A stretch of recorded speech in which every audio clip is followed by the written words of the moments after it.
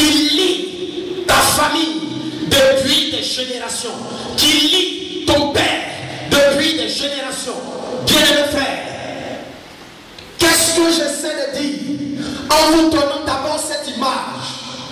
Gédéon travaillait, Gédéon se battait, mais Gédéon ne pouvait pas avancer parce qu'il était quelque part lié.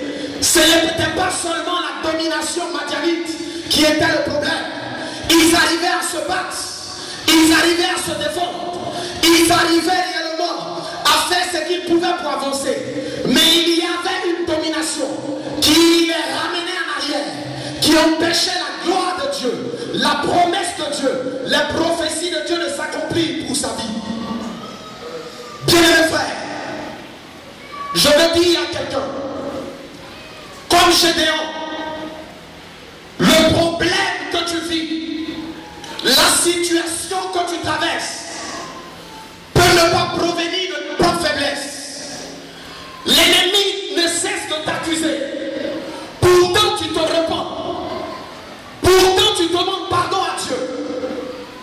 Mais malgré ces temps de prière, malgré ces temps de repentance, il y a toujours quelque chose qui ne va pas.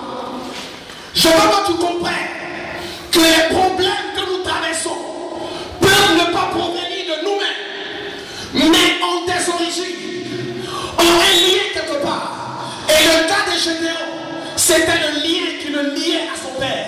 C'était le lien qui le liait à la maison de son père. Bien-aimés frères, peu importe le talent de Gédéon, Gédéon ne pouvait pas avancer. Peu importe les compétences de Gédéon, Gédéon ne pouvait pas avancer. Peu importe la force physique, la force morale, la qualité de Gédéon, il ne pouvait pas avancer parce qu'il y avait quelque chose qui venait toujours pour le mettre en retard, quelque chose qui venait pour le décourager, quelque chose qui venait réellement pour détruire ses récoltes, quelque chose qui venait pour l'affaiblir. Bien-aimés frères, je vais t'annoncer une bonne nouvelle ce matin. Peu importe la durée de ce qui retarde tes grâces, tes bénédictions, le Seigneur nous donne une parole certaine. Nous avons été rachetés par le sang de Jésus-Christ. Et la Bible déclare que de par ces lettres sûres, pour toi qui es malade, il est possible que tu sois guéri par cette blessure. Pour toi qui traverses des moments difficiles, il est possible que tu reçois la restauration. Bien-aimés frères, il a fallu, après que ce lien soit brisé, que l'Esprit de Dieu vienne sur Gédéon.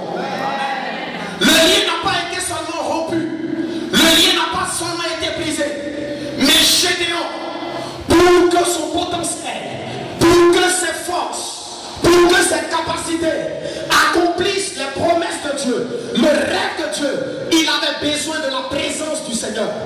Ce matin, bien-aimés frères, tu peux être talentueux, tu peux avoir beaucoup d'intelligence, tu peux avoir beaucoup d'opportunités, mais sans la grâce de Dieu, sans la faveur de Dieu, sans la présence de Dieu, ces rêves peuvent ne pas s'accomplir.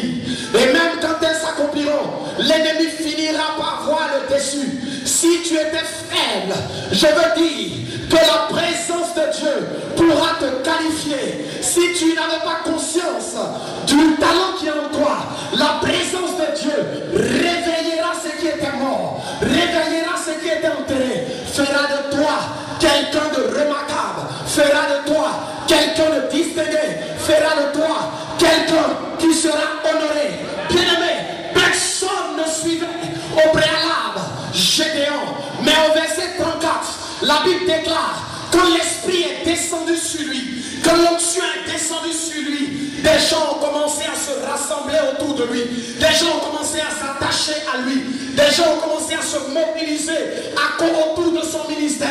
Je déclare à quelqu'un ce matin, les gens s'attacheront à toi pour t'aider à rentrer dans tes rêves, pour t'aider à accomplir tes rêves.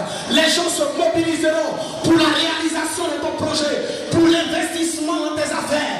Les gens se mobiliseront autour de toi quand tu recevras la puissance de Dieu, quand tu recevras l'Esprit de Dieu. Les regards des yeux changeront. Gédéon, bien-aimé frère, était un chef, mais un chef caché. Il était un homme fort, mais il manquait de mental, il manquait de moral. Il manquait la force spirituelle. Je veux annoncer à quelqu'un, Dieu te donnera une force surnaturelle. Il étendra tes limites. Tu parleras et l'on t'écoutera. Tu seras écouté. Vous ne pouvez pas imaginer combien de personnes sont assez éloquentes, combien de personnes sont assez talentueuses, mais lorsqu'ils présentent leur talent, ils sont rejetés. Lorsqu'ils présentent leur discours, personne ne réagit. Bien-aimé frère, il y a une onction surnaturelle qui fera réagir même tes ennemis à cause de la présence de Dieu.